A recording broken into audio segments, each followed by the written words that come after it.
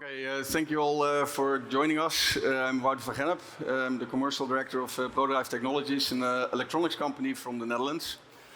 And I especially would like to welcome all the representatives of our competitors that have joined us here today to listen to the story about these two cute animals. I would like to call them grid pollution and stack replacement. And these are two topics that are relevant for the choice of rectifiers, the rectifiers being the link between the grid and the stack.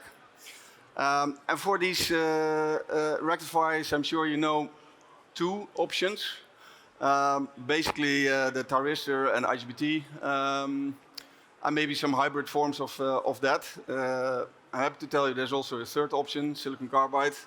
Silicon carbide is already being used extensively in the automotive industry, for example. So it's a very cost-effective option. If you compare these three options, I won't go too much into detail, but I want you to remember that the main difference between these three technologies is really the switching frequency. And why that's relevant, I'll come back to that. But thyristors are typically switching at more or less the base frequency of the grid. IGBTs are already 1 or 2 orders of magnitude higher, and silicon carbide is topping that again by 1 or 2 orders of magnitude. So please keep that in mind. But let's first talk about total harmonic distortion. So if you imagine, let's say, the grid as the power source, which basically it is, and our rectifier and the stack as the load, then ideally you would get this with a linear load. So a very nice sine wave in the grid, no distortion whatsoever. However, the electrolyzer and the rectifier in front of it is actually far from linear. And this is actually caused by the switching of the FETs in the rectifiers. So this way you're getting kind of harmonics, so third harmonics, fifth harmonics. They're actually distorting the grid nice sinusoidal waveform. This is a nice representation of it. This is how this can look actually in practice. So you would like to see a sinusoidal waveform. This, I must admit, a fairly extreme example of 52% total harmonic distortion. But it's quite hard to discern a sinusoidal waveform in there anymore. So, but the question is, what's actually problematic with that? And I can go through a whole list. One of the things, for example, that comes to mind is that, as you can see, at some points you're actually going over the normal voltage. If that is too high, your equipment that's connected to the grid will drop into protected mode. We'll just have to restart. If that happens regularly, that's a major disruption of your electrolyzer plant. It also affects, for example, the transformers in the grid itself. Not immediately. It will typically heat up the transformers. This extra heat leads to a rapid increase of the aging of the insulation in the transformers. That leads to embrittlement. If then a fault occurs in the grid, it can lead to cracking of the insulation, and then you get this kind of internal failures. Of course, that's a bad thing if you're connected to such a substation. Taking it a bit further, of course, this doesn't happen too often, but a few examples of power outs that occurred in both North America and Europe, where a single substation failed. In North America, that led to a rather large blackout affecting 55 million people. In Europe, 15 million people, where the fault was in Germany, and it affected people all the way down to Morocco. So one substation, if that's in the wrong location, and it can really affect a lot of people and have wide-stretching effects. Now, you could say these are actually old examples from the early 2000s. However, the grid is becoming more dynamic. It's getting a little bit harder to manage every day with all the renewable energies injected into the grid. So it's becoming more dynamic. So this is actually an increasing problem. And it's certainly also an increasing problem with increasing projects for hydrogen. This is actually already an outdated image from Aurora. It's actually incredible how many more projects are being added every day. But the thing is, it's a real problem that's increasing. And why is that? It's all about proportionality. So if you have a 10 megawatt plant and there is a higher content of total harmonic distortion, it's annoying for the grid operator, but it won't affect too much.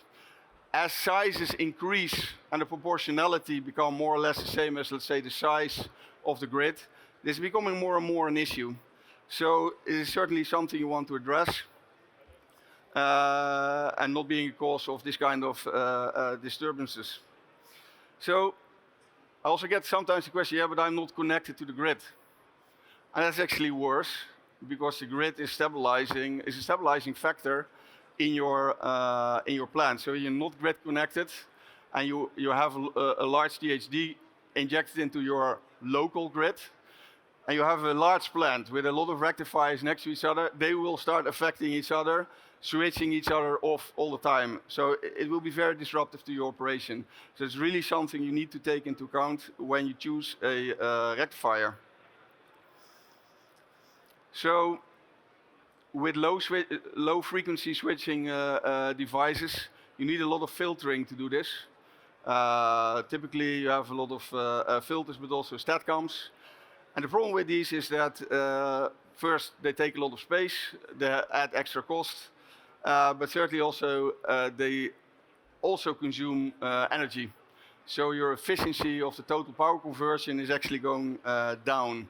And you need to take this into account. Don't look only at the let's say the rectifier efficiency. You need to really look at the total chain from the grid all the way to the stack. Now, if I go to high frequency switching, you wouldn't need all of this. So the footprint becomes much smaller. You can use simplified transformers. And actually, not only the grid quality is improved, also on the DC side, the ripple on the DC output is much lower than what you have, for example, with thyristor-based converters, and also with IGBTs. Talking about IGBTs, of course, they're already better than thyristor-based systems or hybrid systems.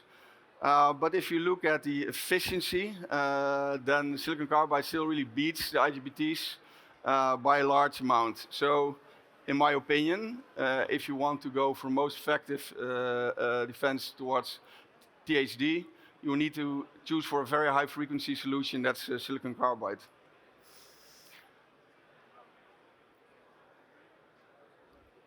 Moving on to stack replacement, and I'm going to simplify things a little bit, but it's always good that power is determined by both the current and the voltage. Of course, you can exchange these. You can have very high current, low voltage, or higher voltage, lower current. And actually that is, from an electric perspective, the better option to go for, because the losses in your system are defined by the current, and actually it goes by the square of the current. So if you can, from an electrical perspective, you want to have a higher voltage in the stack and a lower current at the same time to have a certain power in your electrolyzer. Keep in mind that the limit for low voltage is 1500 volts, so that's a side note.